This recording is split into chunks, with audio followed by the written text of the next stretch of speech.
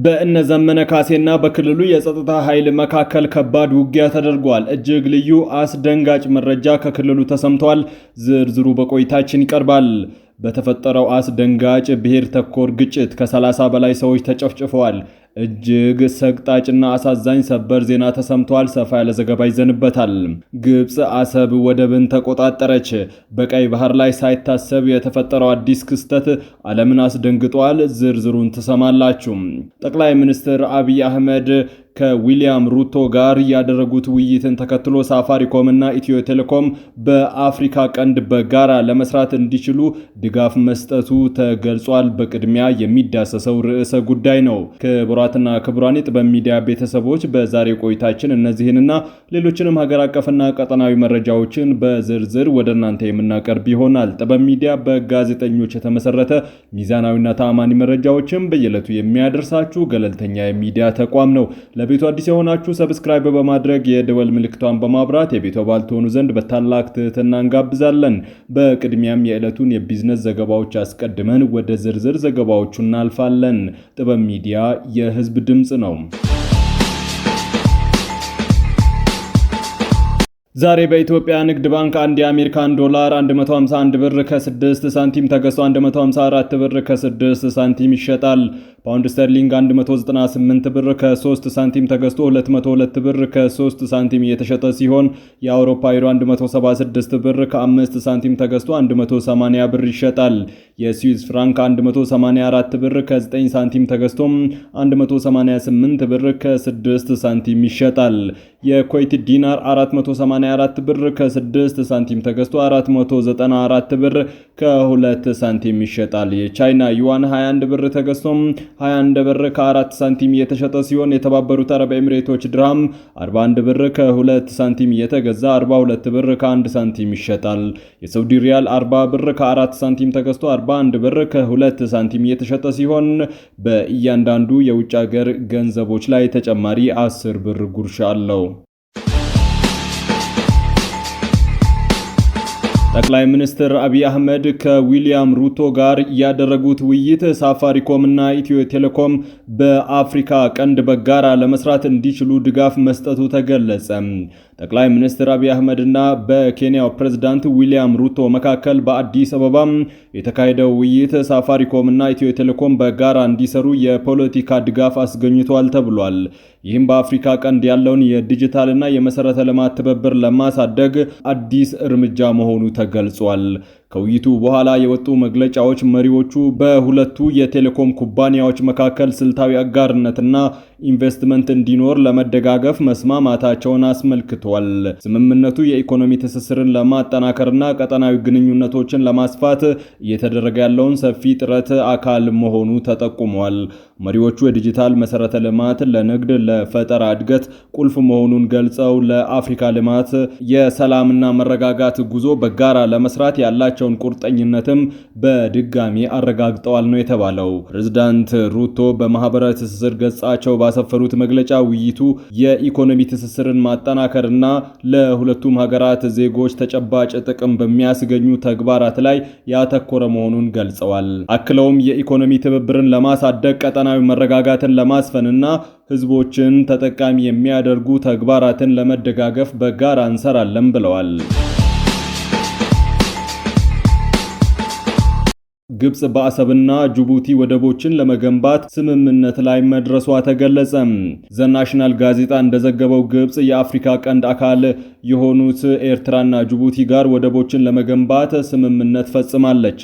እንደ ዘገባው ይህ ስምምነት ግብጽ በአባይ ወንዝ ጉዳይ በገባችበት ውዝግብ በኢትዮጵያ ላይ ያካሄደችው ያለው ጫና አንዱ አካል ነው ተብሏል።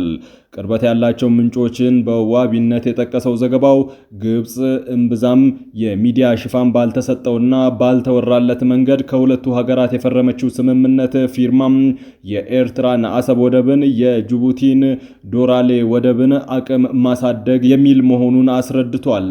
ሁለቱም ወደቦች በቀይ ባህር ደቡባዊ ክፍል በባብ አልመደብ ሰርጥ አካባቢ የሚገኙ መሆናቸውን የጠቀሰው ዘገባው ጅቡቲና ኤርትራ የኢትዮጵያ ጎረቤቶች ከመሆናቸውም በላይ ኢትዮጵያ ሸቀጦችን የምታስገባው በቦርዴላ ወደብ መሆኑን አስታውሰዋል። ዘገባው ሲቀጥልም ግብጽ በቀይ ባህር ላይ ከ2000 ኪሎ ሜትር በላይ ጠፈር ያላትና የቀይ ባህርና ሜዲተራኒያን የሚያገናኝ ስዊዝ ካናልን የተቆጣጠረች ሀገር ናት ካለ በኋላ በተደጋጋሚ እንደ ኢትዮጵያ ያሉ የባህር በር የሌላቸው ሀገራት ወደ ቀይ ባህር ለመድረስ የሚያደርጉትን ጥረት ስትቃወም መቆየቷን አስረድቷል።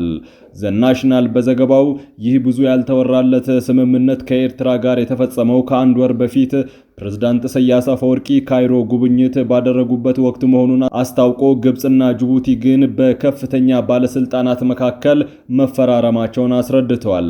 እነዚህ ስምምነቶች ከሁለቱ ሀገራት ጠንካራ ወታደራዊና ፖለቲካዊ ግንኙነት የመሰረተችው ግብጽ በወደቦቹ ወታደራዊ እንቅስቃሴ እንድታደርግ የሚያስችላት እንደሚሆንም ተገልጿል።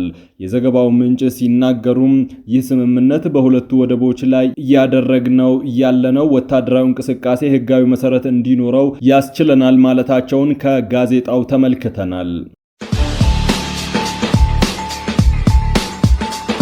የኢትዮጵያ ሀገራዊ ምክክር ኮሚሽን ሀገራዊ ምክክር ጉባኤ በመጪው ጥር ወር ለመጥራት ዝግጅት እያደረገ መሆኑ ተገለጸ። ኮሚሽኑ በሂደት ላይ የታዩ ማነቆዎችን በመቅረፍና አሳታፊነትን በማረጋገጥ ወደ ዋናው የምክክር ምዕራፍ ለመሸጋገር እንቅስቃሴ እያደረገ ይገኛል ነው የተባለው።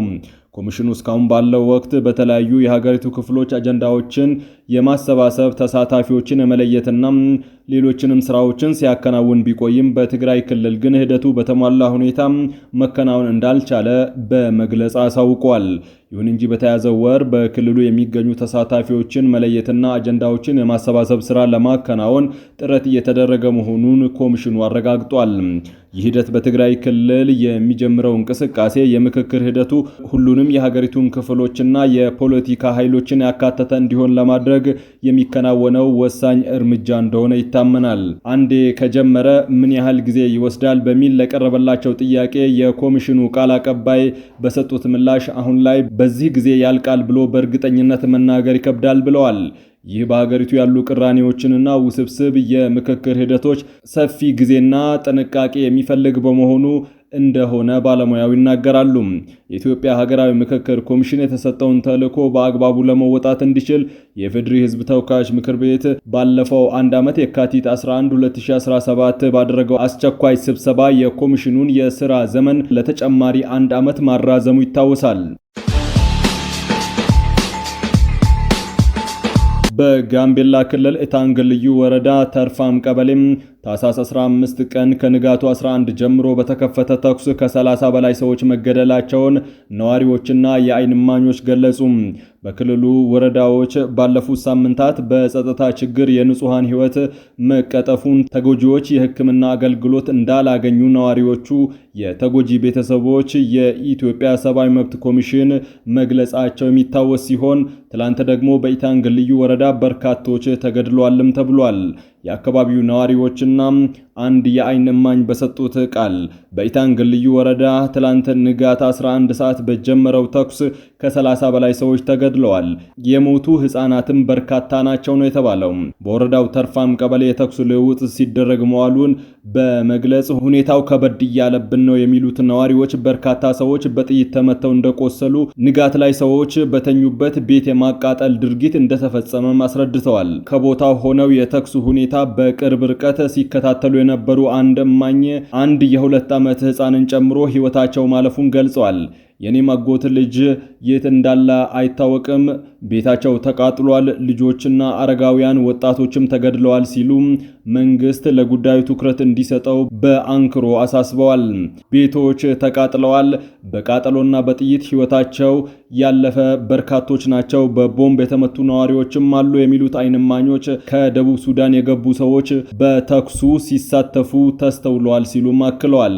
የጸጥታ ችግሮችን በተመለከተ ምን ምላሽ እንዳላቸው የተጠየቁት የክልሉ ፕሬዝዳንት አለሚቱ ኡሙድ የጸጥታ አካላት ጋር ውይይትና ስብሰባ ላይ ነኝ ሲሉ የገለጹ ሲሆን የጸጥታ ኃላፊው ስልክ እንዳላነሱ ሲነገራቸው ስራ እየሰራ ነው፣ ስንጨርስ እንነግራቸዋለን የሚል አጭር ምላሽ ሰጥተዋል። የክልሉ መንግስት በበኩሉ የጋምቤላ ከተማን ጨምሮ ጸጥታ ችግር በሚስተዋልባቸው የክልሉ አካባቢዎች ከጸጥታ አካላት ውጪ የሰውና የተሽከርካሪ የሰዓት እላፊ ገደብ መጣሉን አሳውቋል። በክልሉ የተለያዩ ወረዳዎች በአኝዋና ኑዌር ብሔረሰቦች መካከል በተለያዩ ጊዜያት ግጭቶች ሲነሳ እንደነበረ የሚታወቅ ሲሆን ከዓመት በፊት ቆሞ እንደነበረ አሁን ደግሞ ማገርሸቱ ችግሩን ለማስቆም የተሰራ መሆኑን የክልሉ ብልጽግና ፓርቲም ኃላፊ አሸኔ እስቲኔ ከሳምንት በፊት መግለጻቸው ይታወሳል። የክልሉ ሰላምና ጸጥታ ቢሮ በበኩላቸው ችግሩን ለማስቆም የተሰራ መሆኑን ጠቅሰው 18 ተጠርጣሪዎች እንደተያዙ ከሳምንት በፊት ገልጸው ነበር። ነዋሪዎቹ ደግሞ በኢታንግ ልዩ ወረዳ የተኩስ ልውውጥ እንደተደረገ ገልጸው በደቡብ ሱዳን የሚኖሩ የአኝዋና ኑዌር ብሔረሰቦች እንዳሉ በዛ ተኩሱም ከደቡብ ሱዳን የመጡ ታጣቂዎች ተሳታፊ እንደነበሩ ተናግረዋል። መከላከያ ሰራዊት በሰሜን ወሎና በሰሜን ሸዋ ዞኖች በሚገኙ የተለያዩ አካባቢዎች ባደረገው ወታደራዊ እንቅስቃሴ የቁስና የመሳሪያ ቁጥጥር ማድረጉን አሳውቋል። የመከላከያ ሰራዊቱ የሰሜን ምስራቅ እዝ ክፍለ ጦሮች የኮማንዶ ክፍለ ጦር አባላት በሰሜን ወሎ ዞን ዋድላና ላስታ ወረዳዎች እንዲሁም በሰሜን ሸዋ ዞን ቃዋት ወረዳ በታጣቂ ኃይሎች ላይ ጥቃት መፈጸማቸውን የክፍለ ጦሩ አመራሮች ገልጸዋል። በመግለጫው መሰረትም ሰራዊቱ በእነዚህ አካባቢዎች በወሰደው ወታደራዊ እርምጃ ከዚህ ቀደም ከመንግስት መስሪያ ቤቶችና ከህዝብ ተወስደው ነበር ያላቸውን በርካታ ተሽከርካሪዎች ማስመለስ መቻሉን አረጋግጧል። ከተሽከርካሪዎቹ በተጨማሪም በተለያዩ ግንባሮች በነበረው እንቅስቃሴ የጦር ሜዳ፣ መገናኛ ሬዲዮ፣ የተለያዩ አይነት መሳሪያዎችና በርካታ ቁጥር ያላቸው ተተኳሾች በመከላከያ ሰራዊቱ ቁጥጥር ስር መዋላቸው ተመላክቷል። የሰራዊቱ አመራሮች እንደገለጹት ይህ እርምጃ የተወሰደው በአካባቢው ያለውን የጸጥታ ሁኔታ ለማረጋጋትና የተዘረፉ ንብረቶችን ወደ ነበሩበት ለመመለስ በሚደረገው ጥረት ነው።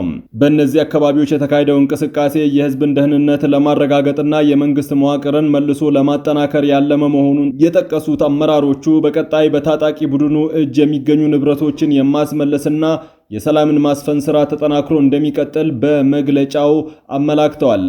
የአማራ ፋኖ ብሔራዊ ኃይል ቴዎድሮስ እዝ 206ኛ ኮር በጎጃም የተለያዩ አካባቢዎች ከመንግስት የጸጥታ ኃይሎች ጋር ግጭት ውስጥ መግባቱን አሳውቋል። በመግለጫው መሰረትም ከአምባር ከተማ ተነስቶ ወደ ጃማ ከተማ በመንቀሳቀስ ላይ በነበረው የመንግስት ኃይል ላይ የ206ኛ ኮር 34ኛ ክፍለ ጦር ቀኝ መሐንዲስ ቡድን እንዲሁም የደጃች ታድላ ጓላ ሻለቃ በጋራ የማጥቃት እርምጃ ወስዷልም ብሏል። ከጠዋቱ 3 ሰዓት ጀምሮ እስከ ቀኑ 6 ሰዓት ድረስ ለ3 ሰዓት በቆየው በዚህ ውጊያም 27 ክላሽንኮቭ ጠመንጃ፣ በርካታ ካዝና፣ የደረት ትጥቆችና ልዩ ልዩ ወታደራዊ ቁሶች መማረካቸውን የኮሩ ህዝብ ግንኙነት ገልጿል። በውጊያው ሂደትም ከ45 በላይ የመንግስት የጸጥታ ኃይል አባላት መገደላቸውንና 22 የሚሆኑት ደግሞ ከባድ የአካል ጉዳት እንደደረሰባቸው በመግለጫው ተመላክቷል። በተጨማሪም 15 የሚሆኑ የመንግስት የጸጥታ ኃይል አባላት በውጊያ አካባቢ በሚገኝ ደን ውስጥ በቁስለኛነት እንደሚገኙ ተገልጿል። በተያያዘ በደብረ ኤልያስ በኩል ተነስቶ ወደ ማርዘነብ ከተማ አቅጣጫ ሲንቀሳቀስ በነበረውም የመንግስት ኃይል ላይ የ206ኛ ኮር 14ኛ ክፍለ ጦር ቀኝ መሐንዲስ ቡድን ከሌሎች ሻለቃዎች ጋር በመቀናጀት ፈጣን ጥቃት ማድረሱን የእዙ መረጃ አመላክቷል። በእነዚህ ግንባሮች በነበረው ግጭት የመንግስት የጸጥታ ኃይል ጉዳት የደረሰባቸው ሲሆን 23 የሚሆኑ የአካባቢው የጸጥታ ኃይል አባላት አስክሬን ይዘው ማፈግፈጋቸውን ኮሩ በመግለጫው ጠቅሷል። በአጠቃላይ በዕለቱ በተለያዩ ግንባሮች በተደረጉ ግጭቶች ከፍተኛ ቁጥር ያላቸው ወታደራዊ ቁሳቁሶች መማረኩንና የሰው ኃይል ጉዳት ማድረሱን በታጣቂው አጠራር የቴዎድሮስ እዝ 206ኛ ኮር የህዝብ ግንኙነት ኃላፊ አስታውቋል። ክቡራትና ክቡራን የጥበብ ሚዲያ ቤተሰቦች ለሰዓቱ የመራረጥናቸው ዘገባዎቻችን በዚህ አብቅተዋል። ከኛ ጋር በመሆን መረጃን ከጥበብ ስለተከታተላችሁ ከልብ እናመሰግናለን። ጥበብ ሚዲያ በጋዜጠኞች የተመሰረተ ሚዛናዊና ታማኒ መረጃዎችን በየዕለቱ የሚያደርሳችሁ ገለልተኛ የሚዲያ ተቋም ነው። ለቤቱ አዲስ የሆናችሁ ሰብስክራይብ በማድረግ የደወል ምልክቷን በማብራት የቤቱ አባል ትሆኑ ዘንድ በታላቅ ትህትና ጋብዘን ተሰናበትን። ሰላም።